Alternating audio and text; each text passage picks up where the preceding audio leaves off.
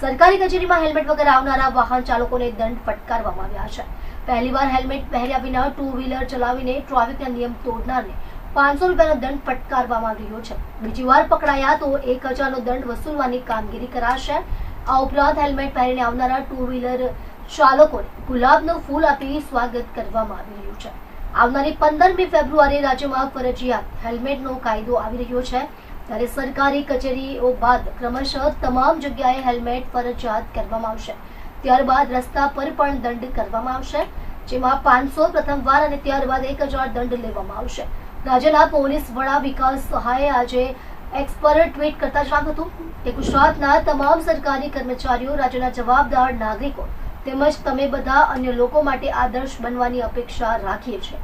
જો તમે બધા આજે ટ્રાફિકના નિયમોનું પાલન કરવા, ખાસ કરીને હેલ્મેટ પહેરવાની પ્રતિજ્ઞા લેશો તો હું તેની પ્રશંસા કરીશ।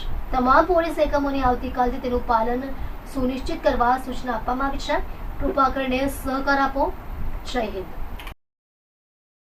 કઈ જગ્યાએ નોકરી કરો છો? એસડીએમ વિભાગમાં। આજે હેલ્મેટ ને પહેર્યા છે, શું છે? કાંઈ નહીં, કાલથી પહેરવું ખબર નથી નિયમની કે લાગુ પડી ગયા છે। કાલથી ફરજિયાત હેલ્મેટ પહેરવાનું ચાલુ કરી દે। આજે નથી ખબર એટલે નથી પહેર્યું। કાલથી ખબર પડી ગઈ કે નિયમ લાગુ પડી ગયો, કાલથી ફરજિયાત પહેરવાનું ચાલુ કરી દે। મારું નામ છે વિકાસભાઈ। હવે વિકાસભાઈ કઈ જગ્યાએ નોકરી કરો છો? અહીંયા પુરવઠા ઓફિસ। શું થયું આજે તમે? પરિપત્ર હતો ને, ખબર નહીં હતી મને કે આજે હેલ્મેટ પહેરવાનું છે। 15 તારીખ ખબર હતી તો 15 તારીખથી રેગ્યુલર કરીશ। તમે અહીંયા આવ્યા તો કેવી રીતે તમે દંડ કરવામાં આવ્યો છે? યુપીઆઈ ઓનલાઈન કરવાનું કીધું, ઓનલાઈન મેં ભરી દઈશ, કાલથી રેગ્યુલર કરીશ।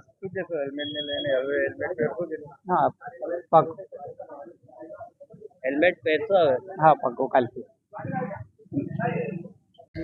ગુજરાત રાજ્યના ડીજીપીશ્રીએ ખાસ પરિપત્ર બહાર પાડેલો અને એમાં ખાસ જણાવેલું કે સરકારી કર્મચારી તથા અધિકારી હેલ્મેટ અવશ્ય પહેરે, જેના અનુસંધાને અમે સુરત શહેરમાં અલગ અલગ જગ્યાએ હેલ્મેટ જે પહેરીને આવે એને પ્રોત્સાહિત કરે છે, તેમ છતાં જે ન પહેરીને આવે એને અમે મેમો આપી દંડ વસૂલ કરીએ છીએ। તેમજ તમામને અમે અપીલ કરીએ છીએ કે હેલ્મેટ અવશ્ય પહેરે, જેથી કરી ફેટલના અકસ્માતમાં ઘટાડો થાય તેમજ કોઈની જાનહાનિ ન થાય। જી સર, 15 તારીખથી સુરતીઓ માટે પણ હેલ્મેટ ફરજિયાત થઈ જવાનું છે, તો સુરતીઓને શું અપીલ?